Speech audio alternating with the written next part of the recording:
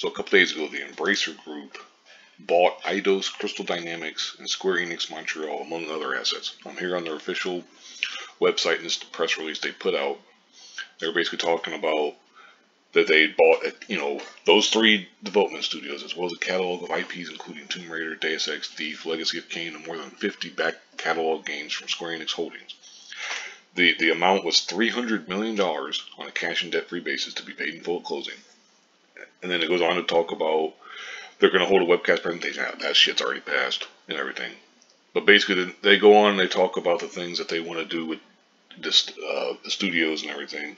The collection of studios represents a world-class creative team of 1,100 employees across 3 studios and 8 global locations, yada yada, all that stuff. Talking about, proven global potential brands like Tomb Raider and Deus Ex and stuff and everything. And then you say, okay, well, who's the Embracer Group? Here's their official website. And the About page, and it talks about they got all these IPs, these groups. They got 119 development studios employing over 12,500 people in 40 different countries. They were formerly known as THQ Nordic AB. And it goes on and it talks about, here's one of the main things. The group has an extensive catalog of over 850 owned or controlled franchises such as Saints Row, Goat Simulator, Dead Island, Darksiders, Metro, MX vs. ATV, Kingdoms of Amalur, Time Splitters, Satisfactory, Wreckfest, Insurgency, World War Z, and Borderlands, among many others. And it goes on. It shows a little bit here, just so that these are just some of the studios that they own. So basically, they got their hands on a lot of things. Now, there's an article here. It's from Metro. That's why it's on archive. Well, Square Enix's sale of Tomb Raider tells you about the future of gaming. Now, I agree with some of the stuff that this article said, but then I disagree with others. But basically, it's saying paying $300 million for Tomb Raider and 2 well-respected developers. There's 3, but okay. Seemed like a steal, but there's a clear reason they didn't go for more. And basically trying to talk about that nobody else was willing to pay for more. Which, okay, I mean, I get, I get that. But then they also try to say, well, live service games are the reason why. Well, the problem with live service is live service games have been this fashionable for years already, but after a number of high-profile failures, it did seem as if the industry had realized that there was a limit to how many live service games the average player has time for. That illusion of restraint looks ready to break, though, with Sony already saying it has 10 live service titles currently in development. Microsoft always haven't been an advocate. No, what that tells me is it tells me that we're going to have a whole lot more of these failures, of high-profile failures. Like Sony has 10 live service titles currently in development. Out of those, maybe 2 will be a success. Maybe. It's guaranteed that out of those 10, well, right away you take half of them away and say those are guaranteed failures. How in the hell can you sit there and think they're going to be a success? Now Sony, I'm sure they know that. I'm sure, because I saw a thing from Ubisoft years ago that was talking about this. This article tries to make it seem like live service is, hey, developers are realizing that there's money to be made. And it's like, well, yeah, they've known that for years. Hell, I remember Ubisoft. This was like years and years ago, probably 10 years ago.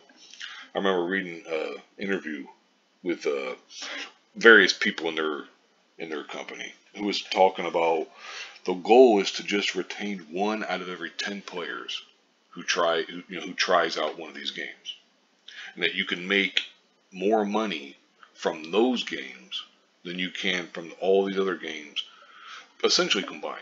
Which is true because, basically one of the things is this guy. He said ever since EA revealed that FIFA makes more money from microtransactions than from actual game sales, other publishers have been desperate to repeat the formula that rewards the maximum amount of profit for the least amount of effort. That's the thing, though. It's like the FIFA stuff. Number one, people already knew that. Yeah, I mean, who didn't know that FIFA makes more money off of Ultimate Team and all that shit than from the actual game sales?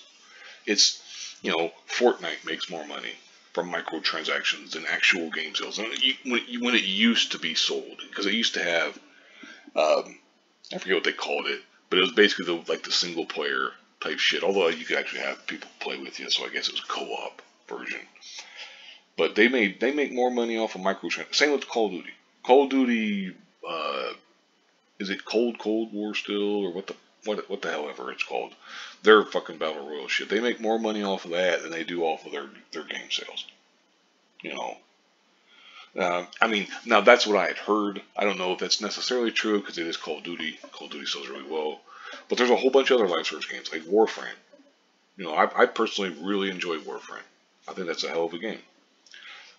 You know, it's like there's other type of live service games that can make good money doing this stuff. Now the problem is you got to have the content.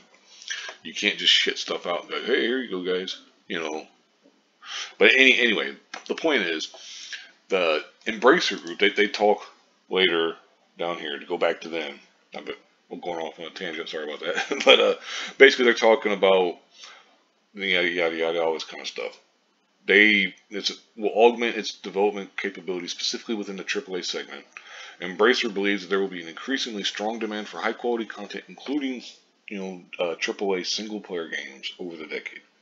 That's absolutely true. There's still going to be that thirst for the single player games. Yeah, live service you can make more money, but you can also lose more money. As this says right here, I'm not going to click on it, but the article, Square Enix lost $200 million on Marvel games. Avengers will transfer to Embracer Group. That's the thing. They lost a shit ton of money on that. You can have great success, but you also can have great failure and lose a shit ton of money. Anyway, I'll go ahead and wrap this up here. I've already gone over 6.5 minutes. But in a way, this is a good thing that Embracer Group has bought, Eidos and Crystal Dynamics and stuff. Because maybe we'll see some, we should see new releases of like Deus Ex and everything. They'd already announced a new Tomb Raider, the Thief. They got the Thief franchise, and you got your Hitmans and so on and such forth. So we'll see what happens. The possibilities are looking pretty good, but we'll see. I'll wrap it up here. Thank you very much for watching, and have a good one.